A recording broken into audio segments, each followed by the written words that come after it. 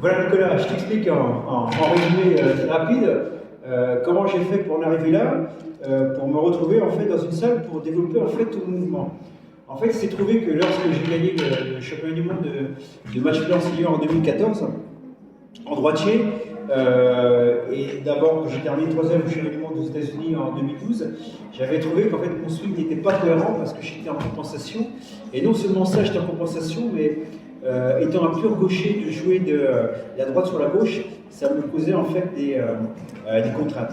Et non seulement ça, c'est des contraintes, mais à partir d'un certain niveau, j'étais obligé de rentrer dans l'escalade en fait de la musculation outrance pour éventuellement avoir un peu plus de force et envoyer la balle un peu plus loin, et ce qui ne correspondait pas du tout en fait à mon état d'esprit. Donc mes limites de compétences sont arrivées après ces mondiaux que j'ai gagnés, et j'ai préféré en fait arrêter et repasser en gaucher. C'est pour ça que je t'ai recommencé. Et plutôt que de repartir en fait sur la mécanique d'un mouvement un peu stéréotypé du swing de golf, donc j'ai préféré analyser un petit peu les raccourcis sur lesquels je pouvais m'appuyer, et j'ai trouvé en fait que le côté pertinent de la chose, c'est que tous les sports de frappe en fait avaient le même dominateur commun, c'était pouvoir frapper une balle dans un premier temps avec tous les moyens qu'on peut mettre en œuvre sur l'aspect de son activité corporelle, articulaire et musculaire. Et non seulement ça, ça m'a permis aussi de développer plein d'éléments connexes en fait sur la possibilité d'améliorer en fait la précision de la frappe et le mouvement. Effectivement, tu vois, comme le swing de golf, tu verras sur la vidéo, hein, c'est les deux mains qui sont associées, avec un mouvement circulaire dans le but de projeter en fait un club en direction de la balle pour percuter la balle. Et souvent, on a plutôt tendance à l'apparenter, si tu veux, au lancer. C'est pas un lancer, c'est une percussion. C'est vrai que le lancer, c'est quelque chose qu'on va détacher sa main dans le but de projeter quelque chose dans l'espace, mais avec des paramètres en fait de disponibilité physique, de mouvement et de contraintes, on va dire, différentes. Alors que là, en fait, la possibilité est intéressante parce qu'au niveau d'un swing de golf, en fait, non seulement c'est un mouvement circulaire qu'on va essayer d'associer avec l'eau et le bas du corps, donc un corps qui doit rester en dynamique, malgré qu'on parte sur une position statodynamique. Et la problématique aussi, souvent qu'on oublie, notamment dans l'enseignement du golf, c'est que les forces en fait qui vont s'articuler autour que le corps va projeter, va produire en fait, c'est des forces qui vont se transformer aussi avec les gravités, sur des forces qu'on ne pourra pas contrôler. C'est-à-dire que là, effectivement, le club, en fait, le produit de sa masse va augmenter sur la vitesse angulaire, et toutes les problématiques vont s'enchaîner sur l'équilibre en fait postural qu'il va falloir maintenir. Donc tous ces éléments-là, je les ai pris en compte évidemment pour pouvoir en fait développer cet équilibre, mais au-delà de l'équilibre, en fait, on en revient, si tu veux, aux entrées sensorielles. Donc, on arrive déjà à la première entrée qui est celle qui est visuelle, qui est liée avec l'ensemble des autres capteurs, vestibulaire, mandibulaire.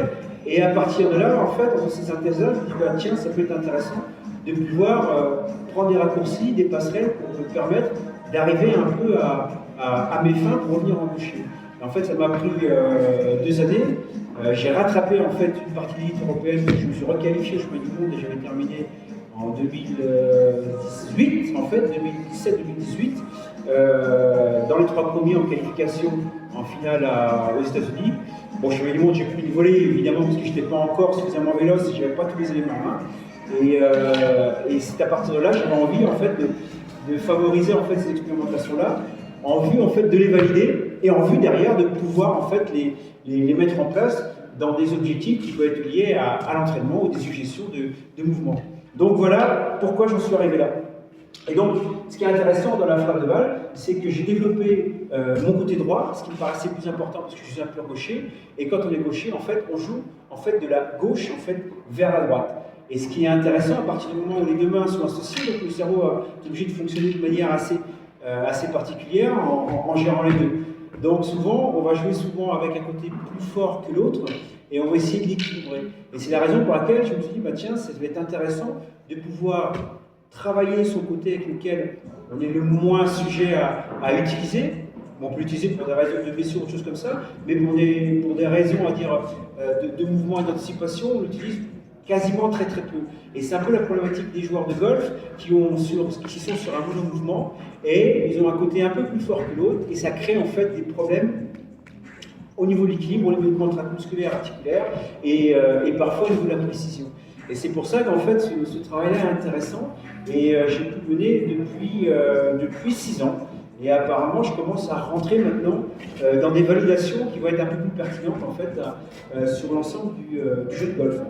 Donc voilà, j'ai développé dans un premier temps tout mon côté droit, non pas contre le mur, mais à l'extérieur, pour me permettre de frapper la balle en l'absence totale, on va dire, de contraintes qui sont liées avec les obstacles ou nos positions. Donc j'ai pu projeter ma balle avec la main droite, avec tant bien que mal, pour pouvoir développer ces libertés de mouvement, ces appuis, ces nouveaux aspects. Et ensuite, au fur et à mesure que j'ai pu maîtriser en fait ce côté droit, eh bien, je l'ai mis en place contre le mur pour prendre en compte en fait l'aspect visuel, l'aspect visé, l'aspect réaction, temps de réaction, temps de préparation et à la fois l'aspect précision. Est-ce que je suis en mesure, avec un côté lequel je n'utilise pas, de pouvoir travailler des revers, des coups droits, placer ma balle, temporiser un mouvement par rapport à un autre et pouvoir équilibrer des deux côtés. Et il s'avère que c'était très intéressant.